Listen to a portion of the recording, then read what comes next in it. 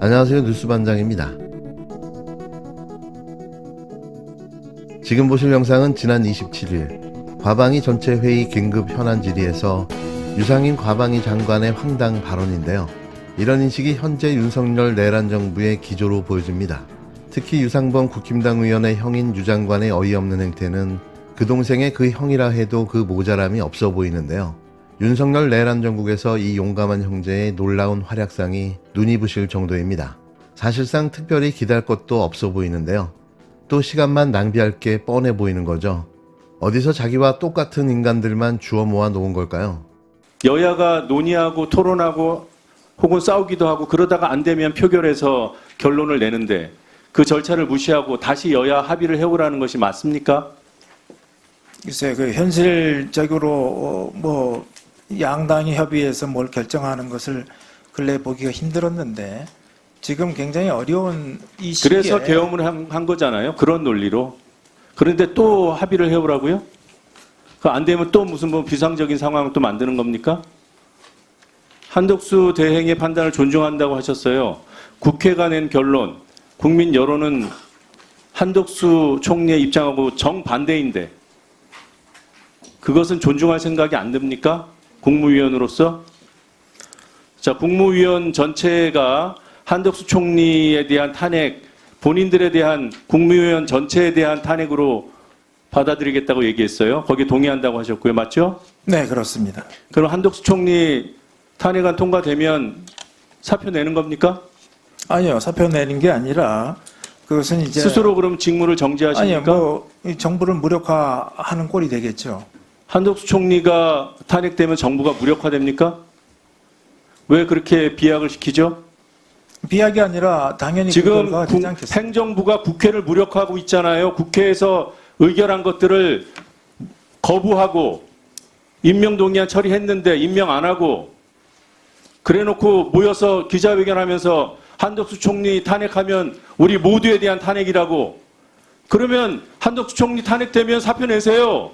그게 앞뒤가 맞죠? 아니면 스스로 직무정리를 하든가 우리를 탄핵하라고 하든가. 이게 무슨 여론 플레이입니까? 노 의원님, 그래놓고 존중한다고요? 국민들이 지금 노 의원님 지금 너무 목소리가 높습니다. 장관, 목소리가 어느 정도가 되면 높은 거죠? 잠시 중단하세요. 지금 훈계를 하시는 거죠?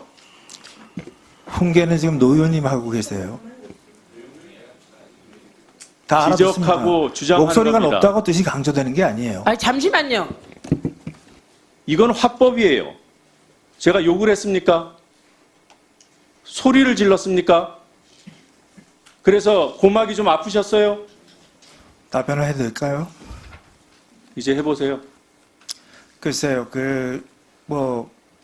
우리 노 의원님께서 정치를 어떻게 생각하시는지 모르겠지만 제가 이해하는 정치는 갈등을 해소하는 겁니다. 갈등을 만드는 게 정치는 아니라고 생각해요. 그래서 그냥 일방적으로 숫자로 이렇게 민다고 그게 민주주의는 아니잖아요. 그게 민입니까? 땡크로 밀어야 됩니까? 그래서 그러면 그래서- 하시고 싶은 모든 아니 그러니까 예. 국민들 다 그래서 탄핵하고 정부를 무력화하면 얻을 수 있는 게 뭔가요? 누가 정부를 무력화한다 그랬어요? 아니, 지금 한덕수 말씀하셨잖아요. 다섯 총리를 사람을- 탄핵하면 무력화된다고 하셨잖아요. 국무위원들이 기자회견하면서 그건 무력화되지 않겠어요? 왜 무력화되는지 한번 설명을 해보세요. 한번 생각해 보세요. 지금 기재부 장관, 지금 경제부총리께서 대통령 권한대행, 총리 권한대행, 그리고 본인의 일 이거 할 수 있습니까? 그리고 또 하나, 지금 그래서 그 정부가 무력화된다는 그 논리를 가지고 한덕수 총리 탄핵하지 말라 이런 정치 공세하시는 거예요 혹시? 한덕수 총리에 대해서 탄핵 사유가 있냐 없냐가 핵심 쟁점이지. 탄핵 사유가 있다 없다를 얘기하면 듣겠습니다. 그런데 탄핵을 하면 전체 국무위원에 대한 탄핵과 마찬가지다. 정부가 무력화된다. 이 비약의 논거가 뭐냐는 거예요.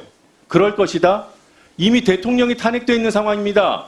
대통령이 지금 장관 입으로 말씀하신 대로 불법이 명백한 우리는 내란으로 규정하는 그 일을 저질렀어요. 그래서 이 혼란이 이뤄진 거예요. 대통령이 탄핵된 상황이니까 국정의 안정은 좀 취할 수 있도록 도와주셔야 된다 이 말씀을 드리는 겁니다. 그러니까 국정이 안정되게 헌법기관이 돌아가게 헌법재판관이라도 임명을 하라는 겁니다. 그게 무리한 요구입니까? 그거는 헌법재판관이 덜 차서 탄핵당한 윤석열 씨에 대한 탄핵 결정을 미루라는 그 신호로 읽히지 않겠어요? 그렇게 의심하는 국민들의 목소리와 우려는 안 들리십니까? 안 보이십니까?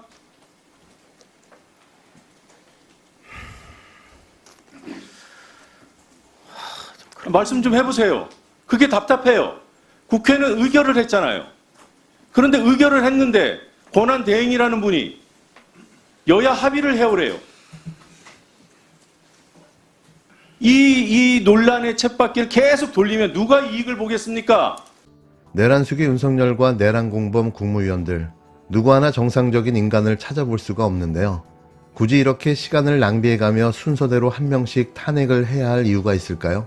최상목 다음은 이주호 부총리 겸 교육부 장관, 그 뒤가 바로 유상임 과기부 장관, 그 뒤는 조태열 외교부 장관, 그 뒤가 김용호 통일부 장관, 그 뒤가 강정의 국가보훈부 장관인데요.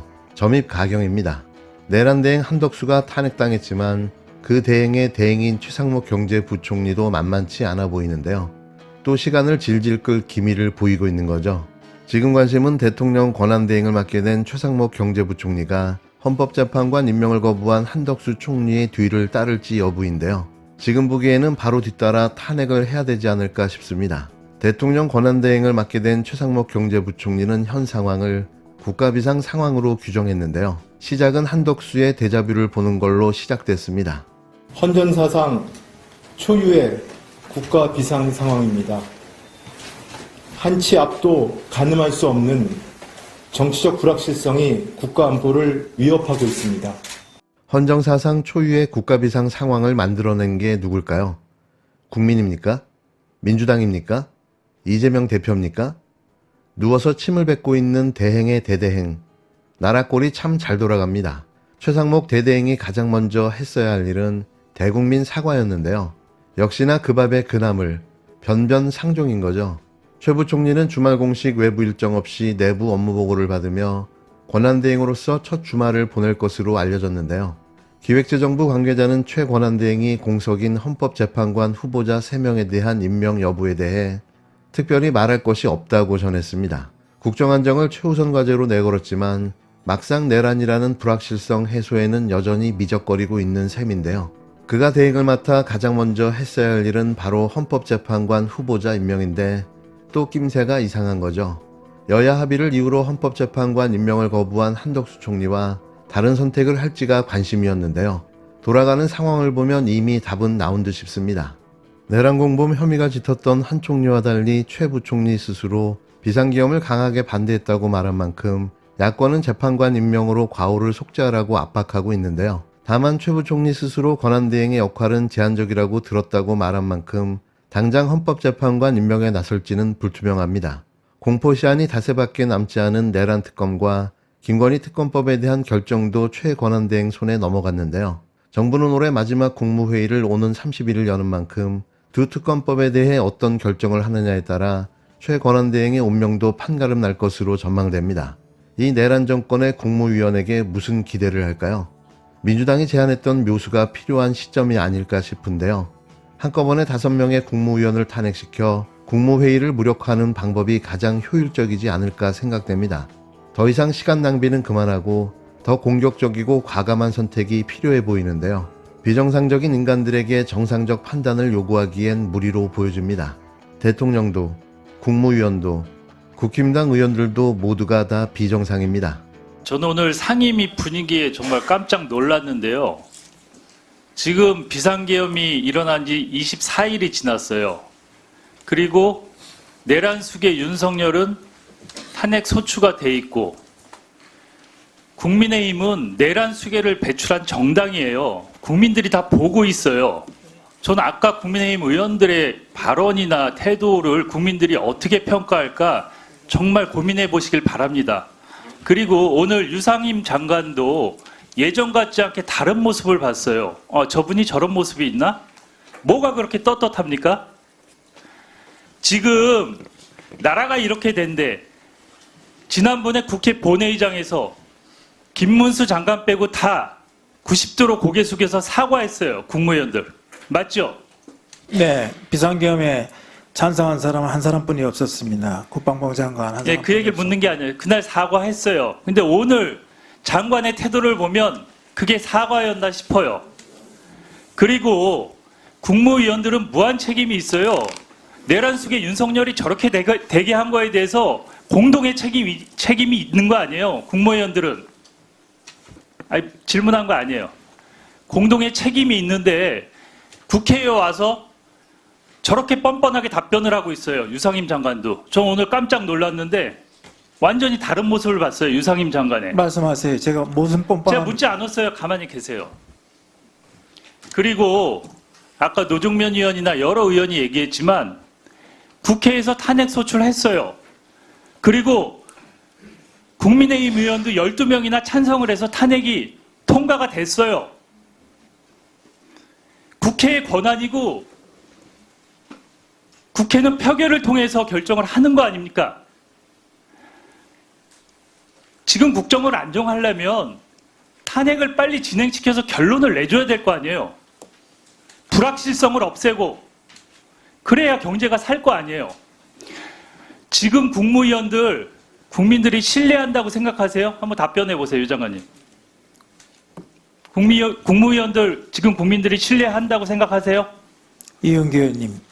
지금 이은규 아니, 의원님 묻는 것만 국민들이 신뢰한다고 답변해 주세요.